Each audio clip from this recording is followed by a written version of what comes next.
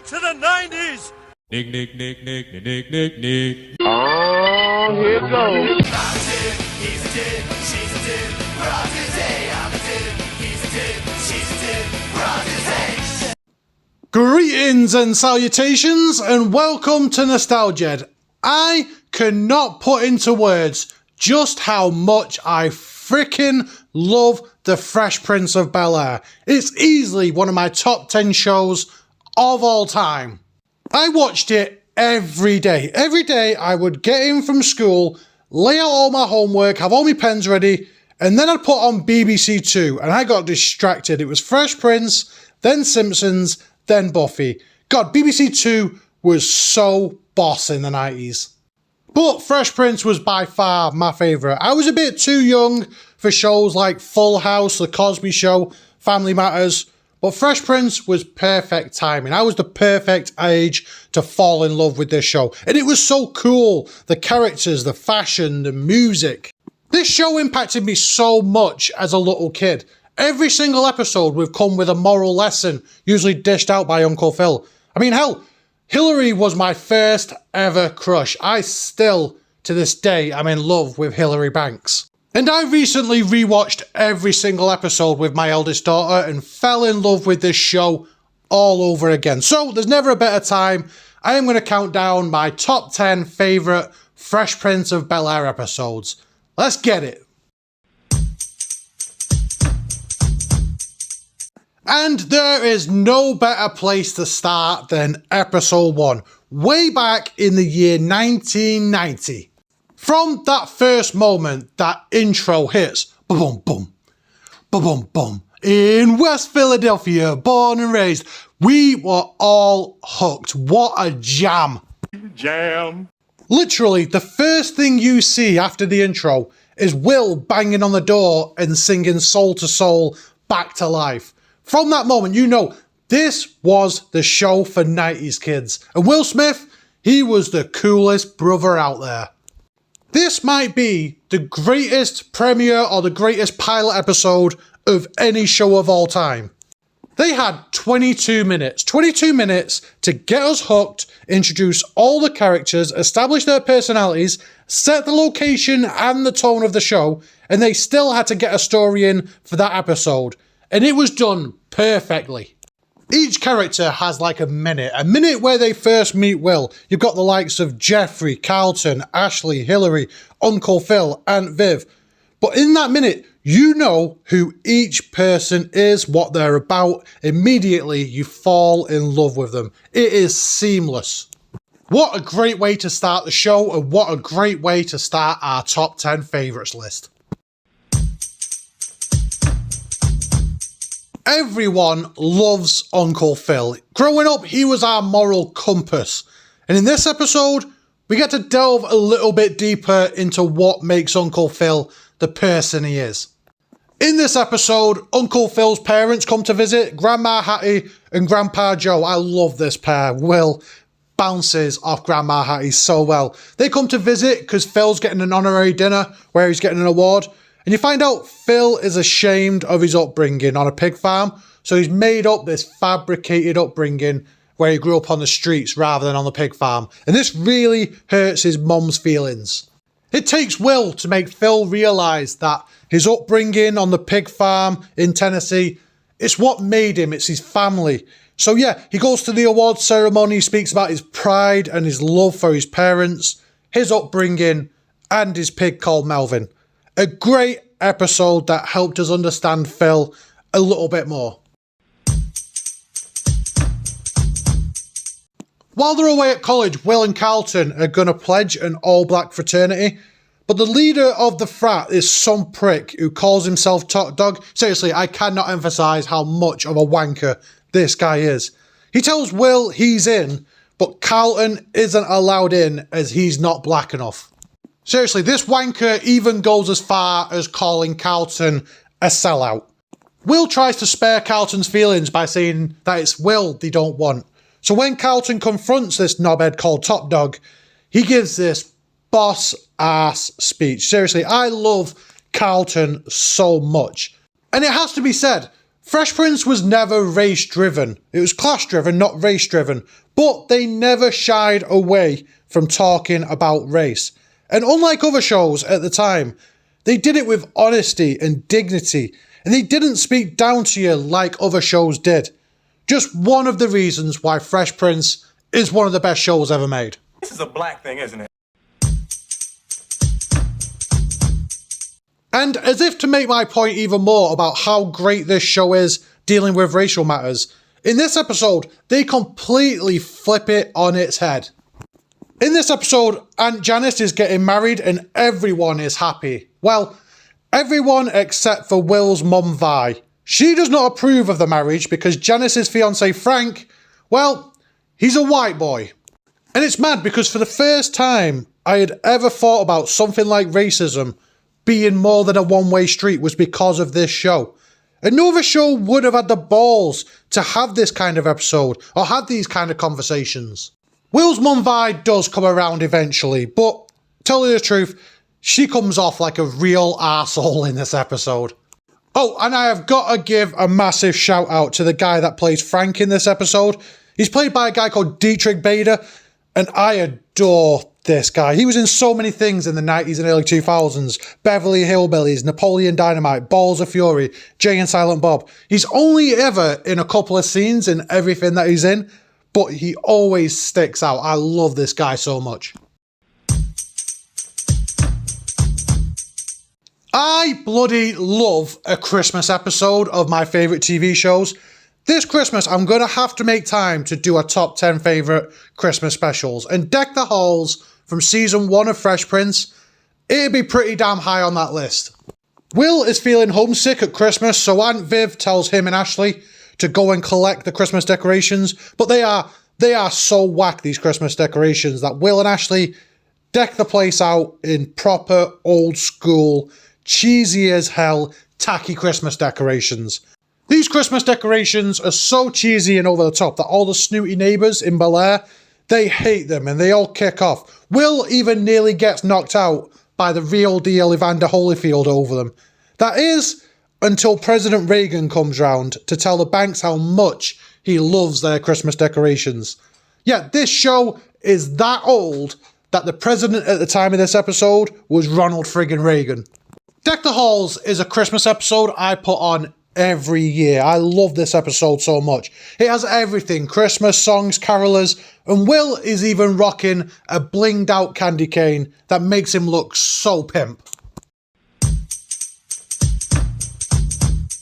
Yo, we are now getting into the elite episode. Seriously, any one of the next 5 could have been number 1 depending on my mood that day. Bank Shot is a classic. We've all seen and loved this episode. When Will loses the family car in a game of pool, it's down to Uncle Phil to go down there and get it back. And you think Uncle Phil's going to go busting in there, smashing heads, getting all legal, but instead he tricks the guy into a game of pool, playing dumb and asking things like, can I have one of them stick thingies? Yo, that moment when Uncle Phil is losing and losing and losing, and then he gets gangster as balls. And then he busts out that line to Jeffrey, break out Lucille. Uncle Phil has never been such a G. Jeffrey?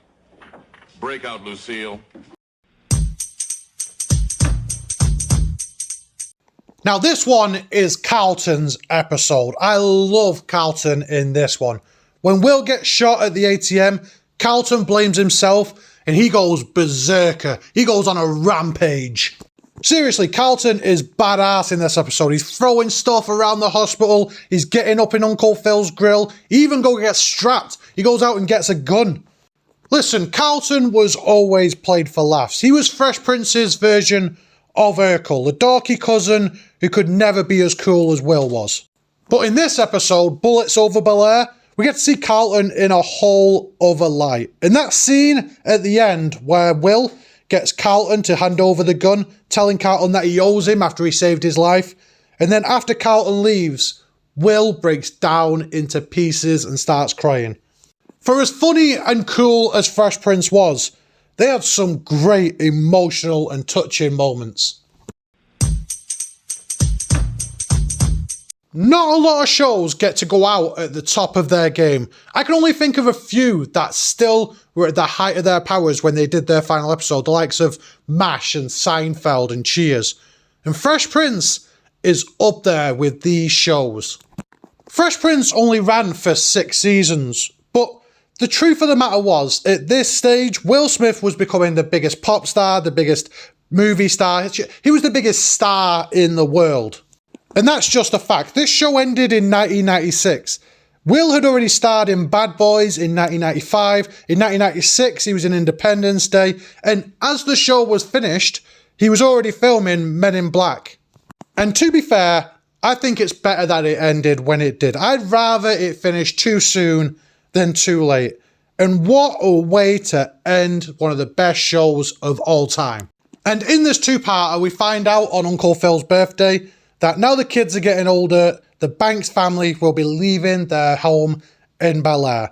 And what follows is 45 minutes of pure emotion. Will is worried that things are going to go back to the way they were before he moved from Philly, and that he's going to end up being forgotten. I still, to this day, cry every time I watch this episode. There's so many great moments in between all these characters' actors that you've grown to love. For example, there's a scene where they're starting to leave and Hillary asks Jeffrey to get her bags. But then there's a moment where he hands her the bag and they hold hands and they give each other this smile. And then, of course, you've got that scene where Uncle Phil reassures Will that he's one of his and that they embrace. And Phil calls Will his son. Seriously, I weep every time I watch this episode. And then you have the final scene. It's one of the best ways that a show has ever ended. You have Will stood there by himself in this massive mansion in Bel-Air, and he flicks off the light switch, and you think that's the end of the greatest series ever made. But then you hear Carlton scream down the stairs, "Hey, who turned the lights out?" Seriously, it's the perfect ending. It's emotional, funny, and it makes you remember all these great characters. This is a great final episode. This is going to be number 1 for a lot of people. And like I said, any one of the top 5 here could have been number 1 for me. And I completely get why this would be number 1 for a lot of people. This is one of the greatest 22 minutes of telly ever made. When Will's father returns into his life, coming back after 14 years, Will rekindles his love and his bond with his dad, only to let him down again when his dad tries to skip out on him without even saying goodbye. Instead, he asks Uncle Phil to do it for him.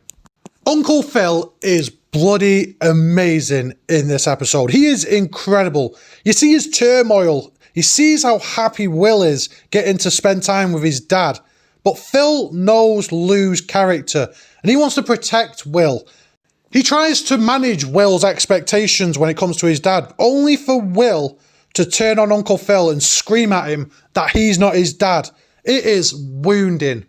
This whole episode is a credit to the late, great James Avery, the man who played Uncle Phil. He was such a presence on screen, a true great. And of course, I couldn't talk about this episode, Papa's Got a Brand New Excuse, without talking about that scene. It's funny, that scene where Will Smith bears his soul on screen for like 4 minutes straight will pop up on my feed, on my Facebook, on my Twitter, at least once a week. And I get it, people share that scene all the time on social media, but it's so much more than just a couple of minutes of a clip. Without the context of the last 5 years that came before it, it's nothing. 5 years before, Will had run away from Philadelphia as a scared little kid, and he needed all these life lessons and morals from Uncle Phil to turn him into the man that he was now. And now he didn't need his father anymore. But take it from someone who knows, you always still crave that attention, that approval from loved ones that were never there in your life to start with. This episode is truly epic. It is one of the greatest TV episodes of all time. But it is not my favourite Fresh Prince episode. What could possibly be number 1 if not this?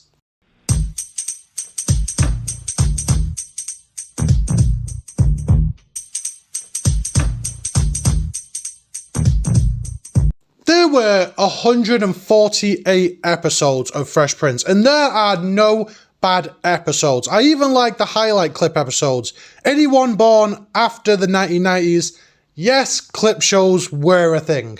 148 episodes. Some were hilarious, some were emotional, some made us cry our freaking eyes out. We learned important life lessons. They talked about the importance of issues like privilege and poverty, race and classes and education. But this episode, episode 6, only 6 episodes into series 1, is the perfect Fresh Prince of Bel-Air episode. When Will and Carlton are driving Uncle Phil's business partner's car up to Palm Springs, they get racially profiled and arrested. And this episode has everything you love about a Fresh Prince episode. Will and Carlton have the perfect chemistry. They are so funny together. When Carlton thinks he's alone in the car and he's doing his notes and he's singing, and then Will pops out and shits him up, they are hilarious together. The cellmate they get stuck with, Bob, who cannot stop singing show tunes, that guy creases me so much. He has me in pieces. This is why the show works so well. On one hand, you have Will, he's so street. He knows the reason they are being arrested is because they are black. And on the other hand, you have sweethearted, naive Carlton, and he doesn't have a clue what's happening. You have one of the best Uncle Phil and Aunt Viv moments when they come busting into that police station demanding the boys are released. They are so kick-ass in that scene. And you even have this sweet emotional moment at the end where Carlton is talking to his dad about whether Will was right, whether it was racially profiling, or whether the police were just doing their jobs when they pulled over Will and Carlton. Everything you can love about a Fresh Prince episode, you will find it in these 22 minutes. And that's why Mistaken Identity is my all-time favourite Fresh Prince of Bel-Air episode. But remember, this is why we call our show Top 10 Favourites, not Top 10 Best or Top 10 Greatest. Now it's your turn. Which is your favourite Fresh Prince of Bel-Air episode? Did I miss any? Let us know in the comments. Do you like the more emotional episodes? Do you like the funnier episodes? Who's your favourite character? As a kid, I'd probably say it was Hillary or Carlton. Now as an adult, I find Uncle Phil and Jeffrey hilarious. And as ever, guys, I want to say thank you. I know there's 1,000,001 channels out there that you could be watching. The fact that you tune in to listen to me chat shit amazes me. Like I said, subscribe to the channel, like, comment, all that shite. Get over to Facebook. We're on Facebook now as well. Thank you guys so much. I'll catch you guys on the next one. G out. Mind your business, that's all. Mind your business.